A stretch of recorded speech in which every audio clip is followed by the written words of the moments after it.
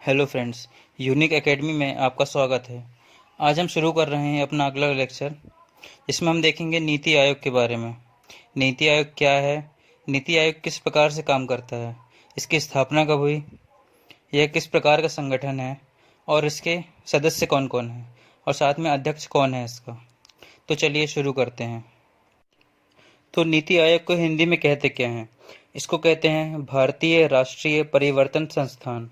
क्या कहा जाता है? भारतीय राष्ट्रीय परिवर्तन संस्थान।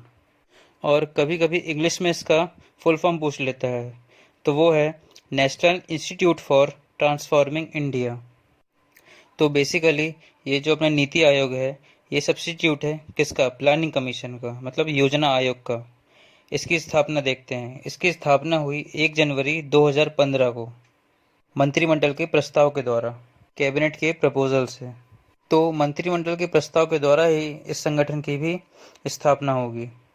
मैंने अपने पिछले लेक्चर में भी बताया है, जब किसी संस्थान की स्थापना होती है मंत्रिमंडल के प्रपोजल पर, तो वह संगठन कहलाता है गैर संवैधानिक या नॉन कॉन्स्टिट्यूशनल। इस तरह का संगठन कहलाता है गैर संवैधानिक संगठन। तो अपना जो नीति आयोग है, यह भी एक गैर संवैधानिक संगठन है। और जब कोई संगठन गैर संवैधानिक होता है तो उसका रोल क्या होता है? उसका रोल होता है सलाह देना या सजेशन देना। तो नीति आयोग कैसी संस्था है? यह एक सलाहकारी संस्था है। तो अब देखते हैं यह करता क्या है। इसका कार्य यह नहीं है, मतलब ये किसी कार्य को इम्प्लीमेंट करने का सलाह नहीं देता, बल्कि ये रूट लेवल पर यानी ग्रामीण स्तर पर योजना बनाता है।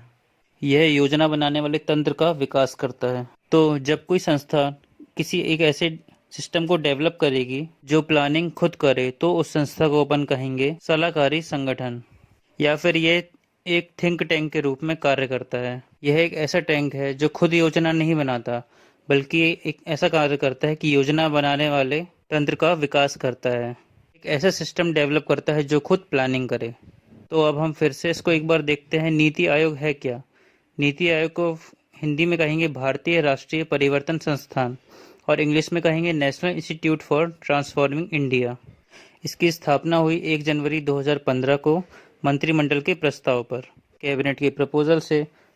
जब इसकी स्थापना मंत्रिमंडल के प्रस्ताव पर होगी, तो उसे कहा जाएगा गैर संवैधानिक संगठन या नॉन कॉन्स्टिट्यूशनल बॉडी।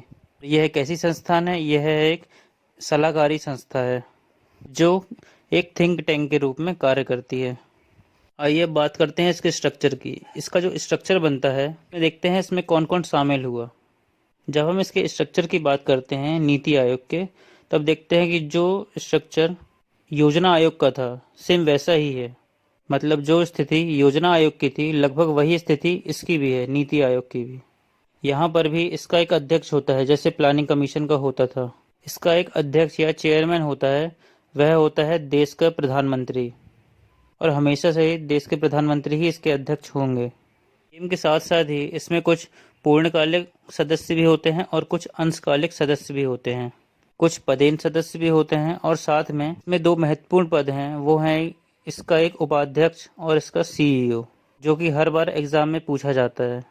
तो चलिए देखते हैं। तो इसका जो मुख्यालय इसका वह है नई दिल्ली में, न्यू दिल्ली में। और इसका जो उपाध्यक्ष है इसके जो उपाध्यक्ष हैं वो हैं डॉक्टर राजीव कुमार। कौन है उपाध्यक्ष? डॉक्टर राजीव कुमार। और इसके जो सीईओ हैं, जो कि बार बार एग्जाम में पूछा जाता है, इसके सीईओ हैं मिस्टर अमिताभ कांत। कौन है? मिस्टर अमिताभ कांत। और इसके 2 जो हैं पूर्णकालिक सदस्य हैं, मतलब फुल टाइम मेंबर, वो हैं ये एक्सपर्ट हैं योजनाओं के बारे में। एक हैं विवेक देवराय। कौन? विवेक देवराय। और जो दूसरे हैं वो हैं मिस्टर विजय कुमार सारस्वत। कौन है? विजय कुमार सारस्वत। तो हम नीति आयोग के स्ट्रक्चर पर फिर से एक बार ध्यान देते हैं। इसका जो मुख्यालय है वो है नई दिल्ली में। कहाँ? न्यू दिल्ली में। इसके जो अध्यक्ष होते हैं वो हैं देश के प्रधानमंत्री। इसके एक उपाध्यक्ष हैं, वो है डॉक्टर राजीव कुमार। और साथ में ही इसके एक सीईओ भी हैं, वो हैं अमिताभ कांत। इसके साथ साथ इसके 2 पूर्णकालिक सदस्य हैं, फुल टाइम मेंबर। वो हैं, पहले हैं विवेक देवराय और दूसरे हैं विजय कुमार सारस्वत। ये देखा हमने इसका स्ट्रक्चर। अब जैसे जैसे इसमें परिवर्तन होता जाएगा तो हम आपको अगले क्लासेस में बताते रहेंगे। तो आज के लिए इतना ही। धन्यवाद। Hello friends.